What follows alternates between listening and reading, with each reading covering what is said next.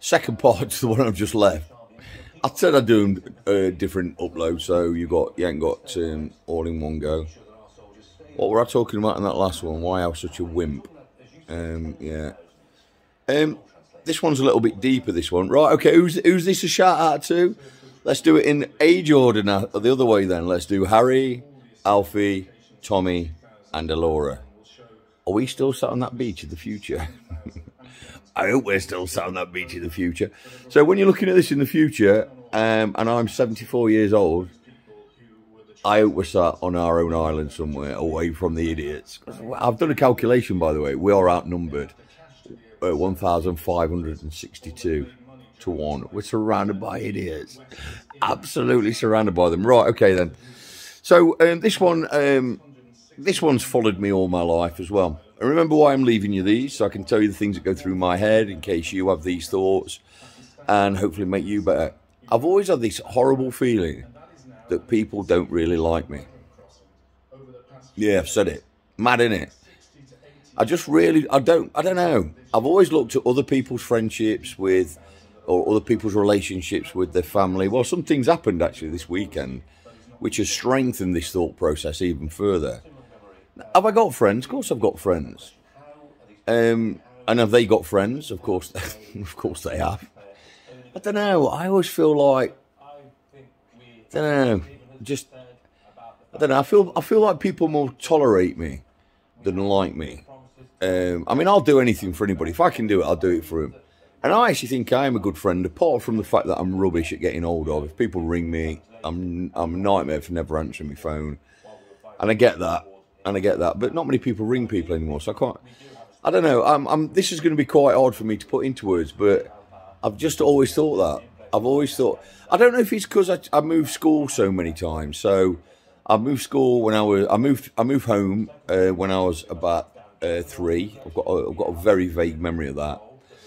So then we went to another home, and then I went to a school, and I stayed at that school till I was 6.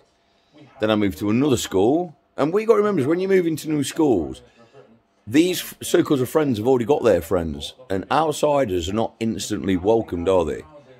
I mean, I know there's a lot of things in schools say about inclusivity, and you know, I can imagine a new kid in school today. I can imagine it'd be. They'd probably even make a big thing of it, wouldn't they? Here's Tony. He's the new kid. Say hi to Tony. Hi, Tony. There were none of that then. You just sort of shuffled in.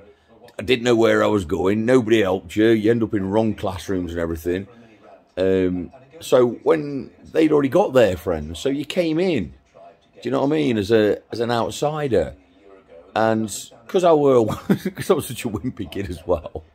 I could play football, and I could play all the games all the kids played, but I never excelled at anything. You know, if you excel at something, people always want you. I mean, Tommy and Harry, your dad. I go out. I was at a stag do on Friday, and I only knew the stag. I didn't know any of his friends, and I went. And as soon as I sat there with all his friends, the stag's friends, they realised that I was Adam's dad.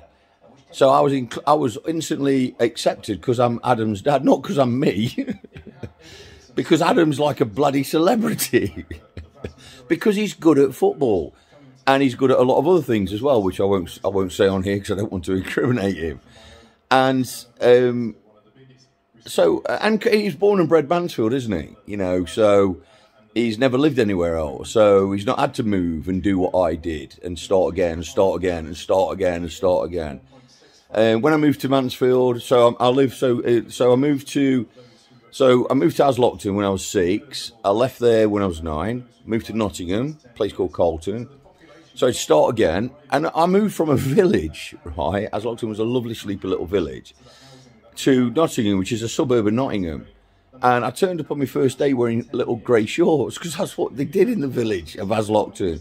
I walked into this school assembly. Can you imagine it? I can see it now, clearly in my mind. There must have been hundreds, 600, 700, I don't know, hundreds of these kids. Massive, massive school. I was just going to a little tiny school where there's about 40 kids in total. Tiny little village.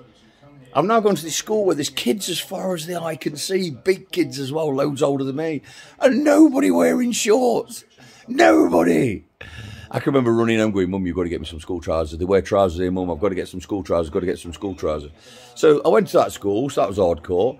And then we moved from there. So that was in 77, we moved in there. In 78, we moved to Mansfield the year I just turned 10.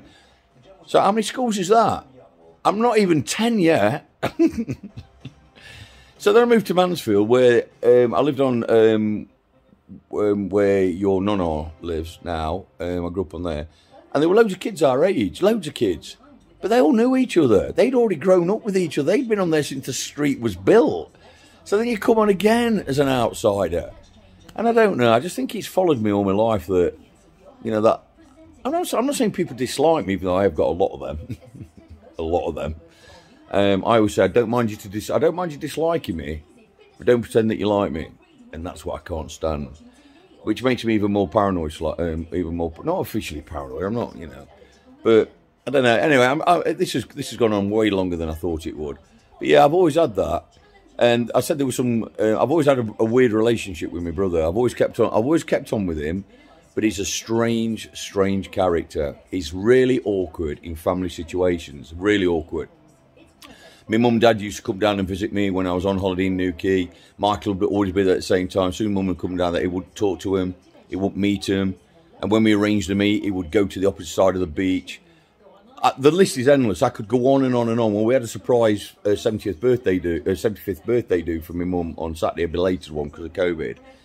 And he wouldn't help me on the organisation to it. I gave him 2 jobs to do on the night. He let me down on both of them. Didn't say goodbye to me when he went.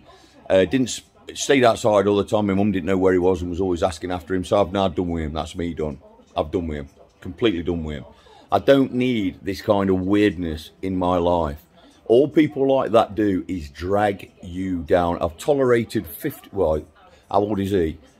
He's 50... Is he 51 next? Whatever he is, 51 next. I've tolerated it all my life. He's just weird.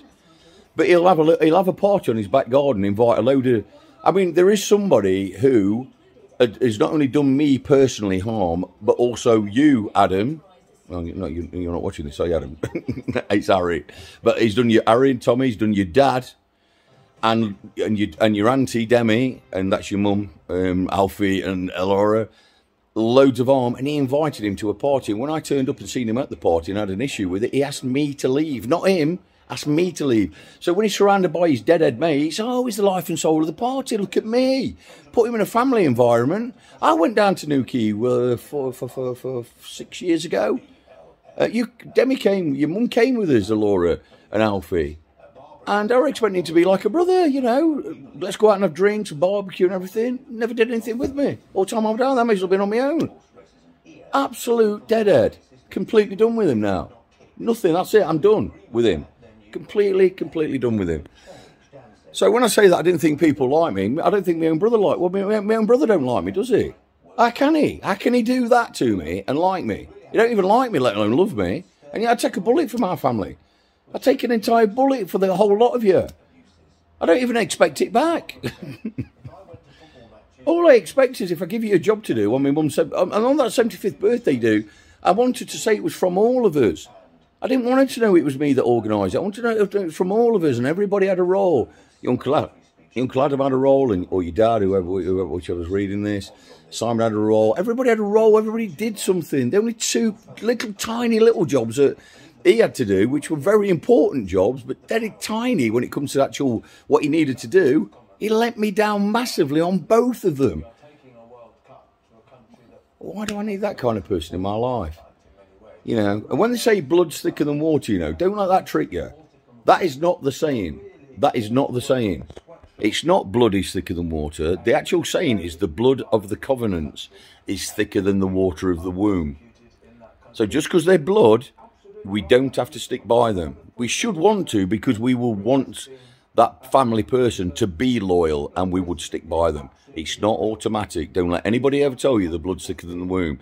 That is not the saying. The blood of the covenants is thicker than the water of the womb. What's the covenants? The people you regard the closest. The people that are around you that you would take a bullet for, whether that's family or whether it's really good friends. And the amount of really good friends you will ever have in your entire life, you will be able to count on one hand. Think about that. Peace.